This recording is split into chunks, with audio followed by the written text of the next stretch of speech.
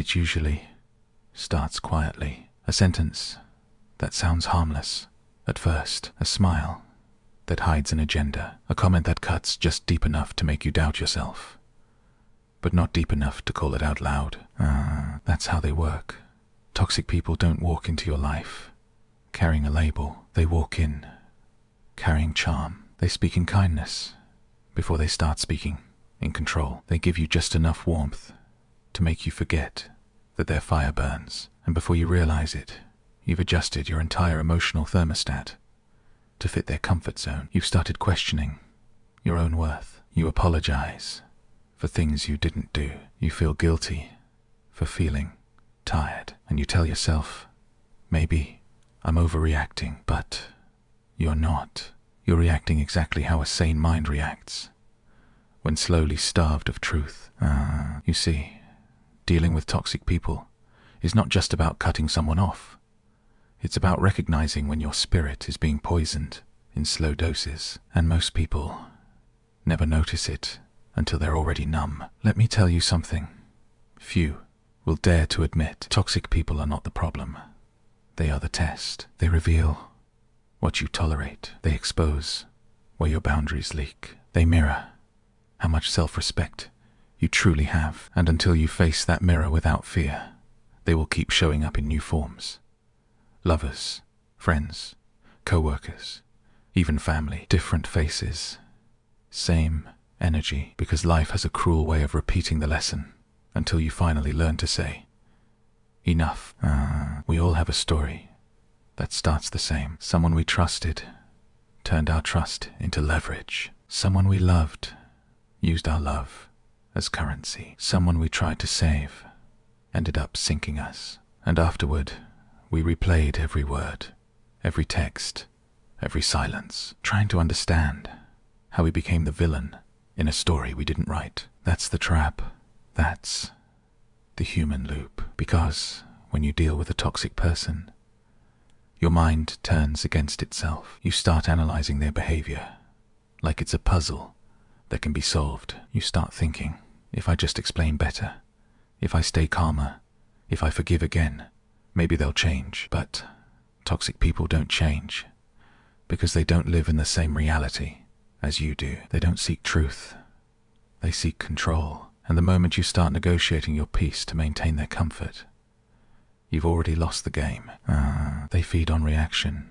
They study emotion. They weaponize your empathy. They know exactly how to twist guilt into obedience. And you, because you're decent, because you want harmony, because you believe in redemption, you fall for it. You explain your pain to someone committed to misunderstanding you. You try to teach empathy to someone who treats compassion as a weakness. You keep showing them your light, hoping it will warm them, but to them, it's just fuel for their shadow. There's a pattern we all walk through. The loop of emotional manipulation. It starts with idealization. They make you feel seen, chosen, special. Then comes the subtle devaluation. A small jab, a quiet dismissal, a backhanded compliment. You shrug it off. Then the control begins. Guilt, silence, blame. And by the time you realize what's happening, your confidence has been dissected into obedience. The truth is, toxic people are not drawn to your weakness. They are drawn to your light, because light irritates darkness, and they want to own it, control it, dim it. But here's the twist. No one tells you. They can't take your power unless you give it. They don't destroy you. They convince you to destroy yourself. They build cages in your mind and let you lock the door from the inside. And then, when you're small enough, silent enough, confused enough, they smile and call it love. I know. You've met them. Maybe you're still dealing with one now. Maybe it's the person who makes every conversation about your faults. Maybe it's the friend who competes with every success you share. Maybe it's the partner who calls you too sensitive when you ask for respect. Or maybe it's family, the hardest kind, where blood becomes the excuse for boundaries being broken again and again. But Here's what most people never understand. You can't heal in the same environment that made you sick. You can't find peace by constantly negotiating it. And you will never be respected by someone who benefits from your confusion. That's the loop, the endless dance of trying to prove your worth to people who are committed to denying it. You explain, they dismiss. You cry, they minimize. You withdraw, they accuse you of being cold. And when you finally walk away, they play the victim. You see, toxic people love control, but what they fear most is indifference, because indifference means their spell no longer works. It means you've reclaimed the remote control of your own peace, and that's when everything changes. But before we get there, before we talk about how to reclaim your peace, you must understand one crucial truth, one that will save you from years of repeating the same pain with new names. The truth that changes everything is simple, almost too simple. But simplicity is where the deepest power hides. The truth is this: you cannot change toxic people. You can only stop feeding them. It's not about revenge. It's not about proving them wrong. It's about starving the game of its fuel, your attention, your emotional reaction, your need to be understood, because that's what they live on. They thrive on reaction, the way fire thrives on oxygen. You can't argue with fire. You can only stop feeding it. Every time you respond to manipulation, every time you justify yourself, every time you fight to be seen, you pour gasoline on their need for dominance. And that's how you lose power, while believing you're defending it. But when you stop reacting, when you become calm, detached, steady, you break their ecosystem. You stop being a character in their drama. You become the silence that exposes the noise. That's the revelation. The strongest move is not to fight them. It's to stop letting them script your emotions. Because once you learn emotional control, toxic people lose their gravity. They no longer orbit around your mind. They become irrelevant, like static on a channel you no longer listen to. And that's when freedom begins. The journey toward that freedom is not easy. It's not loud. It doesn't happen overnight. It's built through discipline. The discipline of mastering your inner world. Because toxic people are external triggers, but the battlefield is always internal. They press your buttons, but those buttons belong to you. To master this, there are lessons you must learn, each one sharper than the last, each one designed to build the muscle of peace under pressure. Lesson 1. The power of emotional distance. Imagine this. You're standing in the middle of a storm, winds howling, rain crashing, branches snapping, chaos all around you, but you're inside a glass dome. You can see the storm, feel its vibration, but it can't touch you. That's emotional distance. You don't deny what's happening. You don't pretend it's not painful, but you stop absorbing it. Toxic people will always try to drag you into their weather. Arguments, drama, guilt, projection. But when you create distance, you realize something liberating. You don't have to attend every battle you're invited to. You don't have to explain yourself to someone who's committed to distortion. Michael Jordan once said, if you let them drag you into emotion, you've already lost focus. He wasn't just talking about basketball. He was talking about life. Every time you react emotionally to a manipulator, you play on their court. But when you stay composed, you become unpredictable, and unpredictable people can't be controlled. So, when someone tries to provoke you, pause, breathe, respond slowly, or not at all. Let silence become your sword, because silence in the face of manipulation is not weakness, it's dominance. Lesson 2. Don't personalize their poison. The second lesson is about separation, the mental kind. It's understanding that their toxicity is not a reflection of your worth. It's a projection of their pain. Toxic people attack what they envy. They mock what they fear. They diminish What reminds them of their own failure? When someone constantly belittles you, interrupts you, gaslights you, or dismisses your wins, it's not about you, it's about what you represent. You've become a mirror they can't stand to look at, so don't take it personally. Don't let their behavior define your value. You are not the chaos they create. You are simply standing too close to it. Kobe Bryant understood this better than most. He said, "The greatest pain comes when you take things personally from people who don't even know who they are. When you stop personalizing, you stop internalizing. And when you stop internalizing, their words lose their teeth. Your peace becomes bulletproof. The moment you realize this, someone else's opinion of you is none of your business. It's data, not destiny." Lesson 3. Boundaries are not walls. They're doors you control. Many people confuse boundaries with coldness. They think saying no makes them cruel, or distancing themselves makes them arrogant. But boundaries are not punishment. They're protection. A wall blocks everyone out. A boundary decides who gets in and under what conditions. You teach people how to treat you by what you tolerate. If you allow disrespect once, it becomes the invitation for it to repeat. Boundaries are not built with anger. They're built with clarity. Say what you mean what you say, and never apologize for protecting your peace. Serena Williams once said, "Every time I've set a boundary, my life has leveled up." That's because boundaries don't just protect energy. They attract quality. The moment you stop entertaining toxicity, you create space for authenticity. You'll notice something interesting when you start setting boundaries. Healthy people will respect them. Toxic people will accuse you of changing, and they'll be right. You did change. You stopped being available for your own destruction. Lesson 4.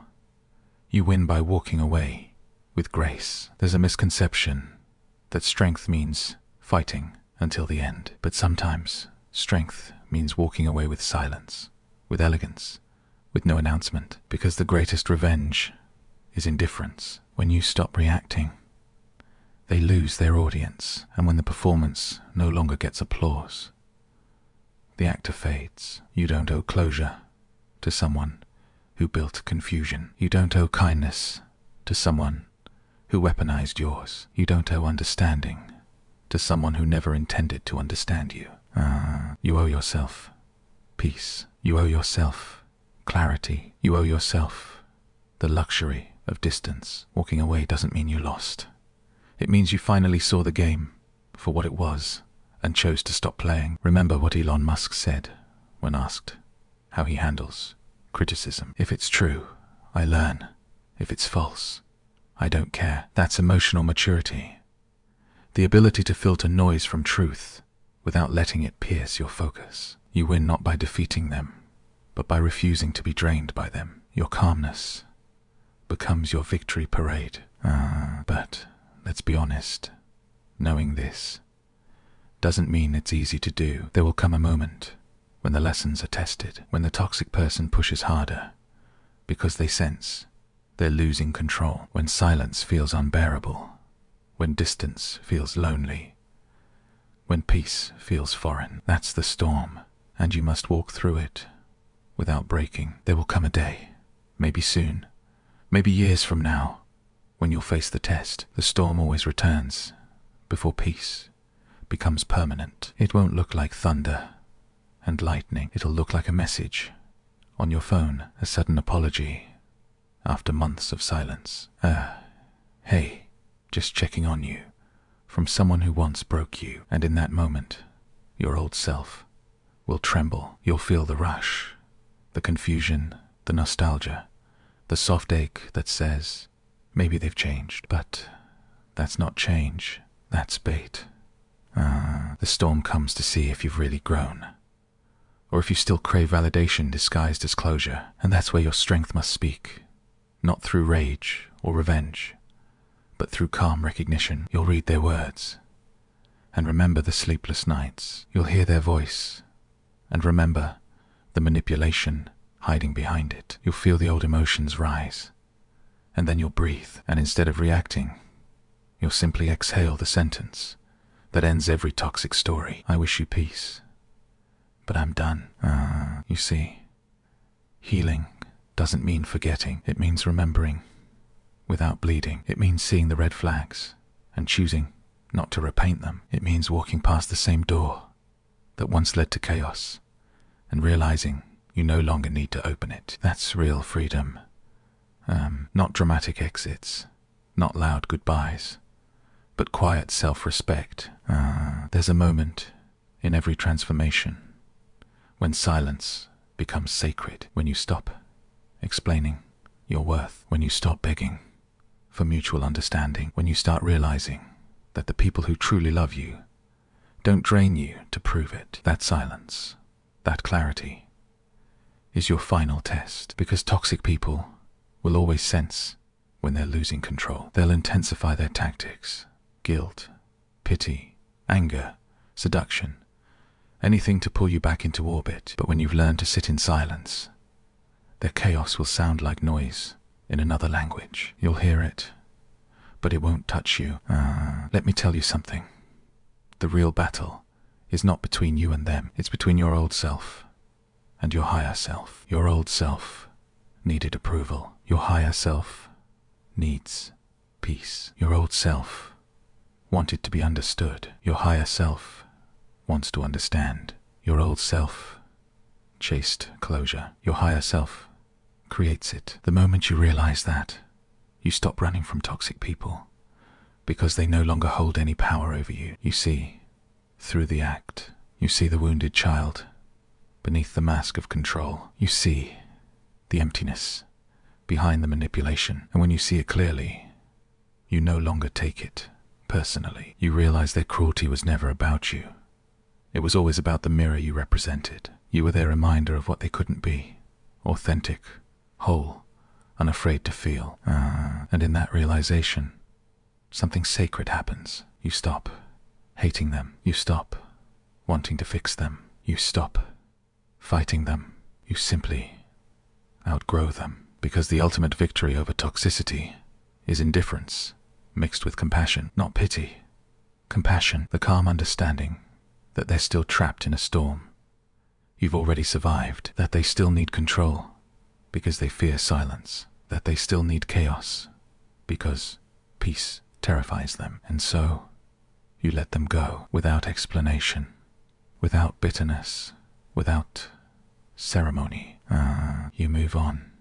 You start building a life that no longer includes emotional parasites. You start attracting people who speak peace fluently. You start realizing that your energy, your calm, your focus, your kindness is a currency too valuable to be spent on the wrong souls. At first, you'll feel lonely because silence after chaos feels like emptiness. But that emptiness isn't a void. It's space. Space for new peace, new people, new life. Every healed person goes through this sacred loneliness. It's the detox period of the soul, the time when your spirit recalibrates to the new frequency of self-respect. Don't rush it. Don't fill it. Just breathe in it, because that's where the transformation settles. In the quiet. In time, you'll notice the difference. You'll walk into rooms and no longer shrink. You'll express your needs without guilt. You'll say no without shaking. You'll smile without performance. You'll be kind, but not available for manipulation. And when someone tries to play the old game again, testing, twisting, provoking, you'll smile, not with arrogance, but with awareness. Because now you see the entire board. You've mastered it. You'll realize that peace is not passive. It's a discipline.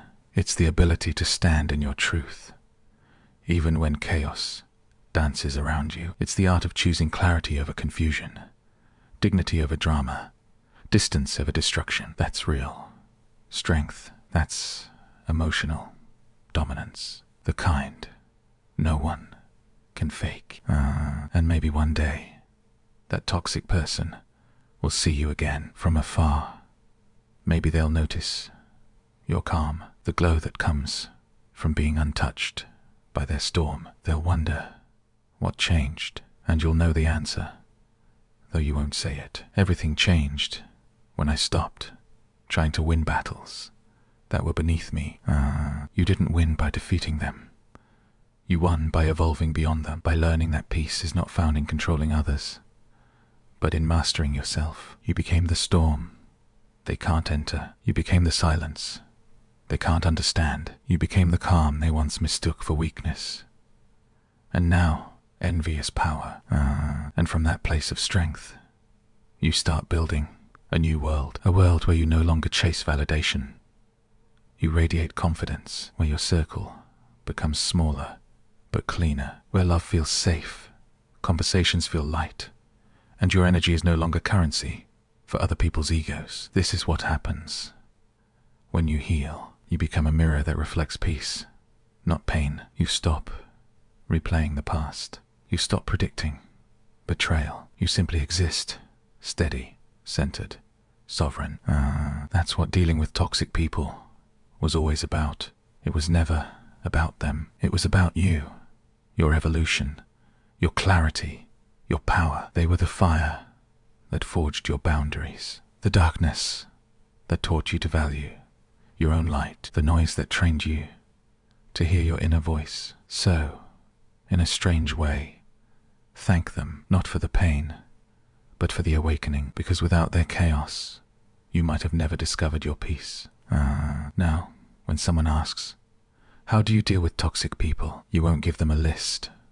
You'll just smile and say, I don't deal.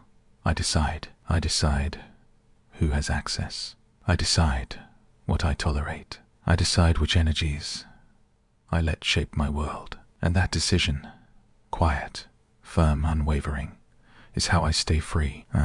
So, if you're listening to this right now, wondering how to handle the person who drains you, confuses you, manipulates you, start here. Don't fight their storm. Build your calm. Because when you become unreactive, unshakable, untouchable, their power ends. It has nowhere to land. Your strength is not in shouting your boundaries. It's in living them so deeply that no one dares to cross them. Your revenge is not in their downfall. It's in your peace. Your evolution is not in proving them wrong. It's in outgrowing the need to prove anything at all. And one day, when the noise fades and your soul is quiet, you'll look back and realize something beautiful. The storm was never sent to destroy you. It was sent to reveal what was indestructible within you. You'll stand there, calm, steady, whole, and you'll whisper the words that end every chapter of pain and begin every chapter of freedom. I am done fighting for my peace. I am done explaining my worth. I am done carrying what was never mine. And with that, you'll walk forward, lighter, freer, untouchable, because real strength isn't loud, it's silent.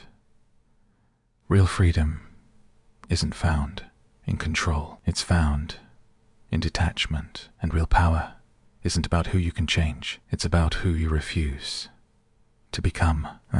So breathe, let them go, and walk away with your peace intact, because that's how you deal with toxic people, not by matching their fire, but by becoming the calm that burns brighter than their chaos. The most powerful soul is the one that no longer reacts, only chooses.